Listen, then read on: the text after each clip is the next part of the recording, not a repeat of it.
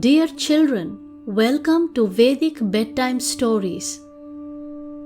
Sanat Kumara's prediction spoken by Sumantra brought joy to King Dasaratha. Without wasting any time, he left to the kingdom of Anga. King Romapada received him with great respect.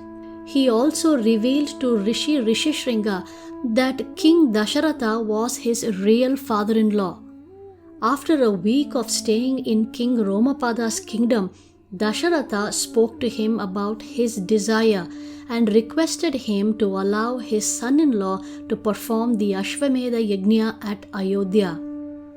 Romapada happily agreed, and King Dasaratha returned to his capital with Rishishringa and Shanta.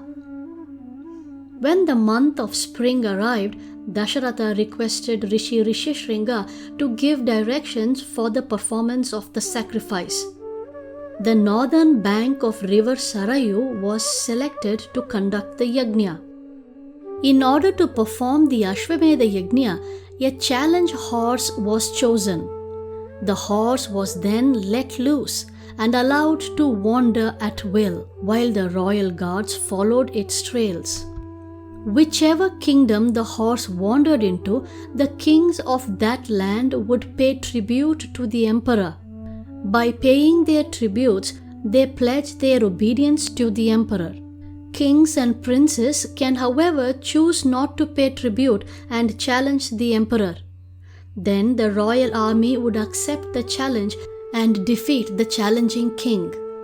The defeated challenger may have to sacrifice his life and let the emperor rule his kingdom henceforth. After 1 whole year, the horse returned to Ayodhya after having toured the world under the protection of 400 princes. Thereafter, the horse sacrifice was to start. Understanding that King Janaka would be the future father-in-law of his sons, Maharaja Dasaratha sent him the first invitation. Similarly, all other subordinate kings were invited. The horse sacrifice commenced by Queen Kaushalya initiating the rituals. Outside the city, a mini-city was erected with tents and pavilions. There were kings and their queens along with princes and princesses who had come from all corners of the earth. They brought costly gifts for the emperor. At the center of all these activities was the sacrificial fire surrounded by brahmanas engaged in chanting Vedic mantras. The yajna went on for 3 days, and at the end Maharaja Dasaratha gave away the entire earth to the 4 chief priests.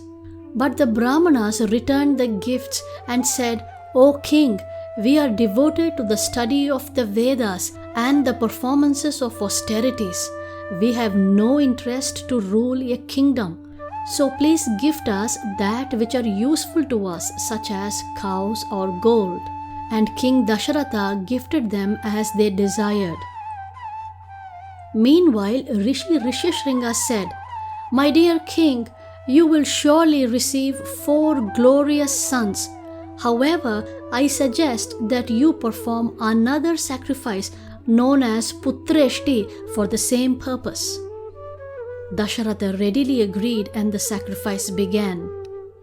While these sacrifices were happening in Ayodhya, an important development was taking place in the higher planets. A host of devas from the heavenly planets approached Lord Brahma in the Brahmaloka. After bowing down before him, they explained, "O grandsire, due to your benedictions, the demon Ravana has become very powerful and is troubling everyone. Even we devas with so much power are not able to subdue him.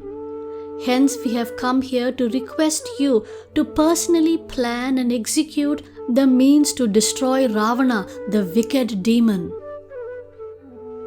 Many years ago, Ravana performed severe tapasya to seek benediction from Lord Brahma. When Lord Brahma appeared being pleased with his penance, Ravana requested him to give him the benediction of life without death. But Lord Brahma refused it, saying that was not possible because everyone born in this material world should die. Ravana then named a list of living beings, including the powerful Indra, and said that none of them should be able to kill him. He added that he should not die out of disease or old age. However, Ravana was so proud of his prowess that he failed to ask immunity from a human being killing him. He thought since he was so powerful, no man can kill him. Lord Brahma recalled this discrepancy in Ravana's boon request. While contemplating on how Ravana could be killed, Lord Vishnu suddenly appeared riding on his carrier Garuda. He was as effulgent as many suns. Lord Vishnu appeared in his four-armed form, dressed in bright saffron garments, and carried his disc, conch, club, and lotus flower. The Devas worshipped the Lord with great reverence and then requested, "O Master of the universe, please come to our rescue by dividing yourself into 4 and become the sons of Maharaja Dasaratha for the purpose of killing Ravana." Lord Vishnu replied, "Be assured that you no longer have need to fear. I will incarnate as the sons of Maharaja Dasaratha and rule the earth for 11,000 years after vanquishing your enemy, the king of the Rakshasas." After saying this, Lord Vishnu vanished from view of the Devas. Dear children, the stage is all set for our dear Lord Rama to appear on earth. Every year we observe Ramanavami to celebrate this auspicious occasion. Have you celebrated Ramanavami before? Let me know how you did it in the comment section with the help of a grown-up. And now, good night. May you go to sleep eagerly expecting the auspicious appearance of our dear Lord Rama.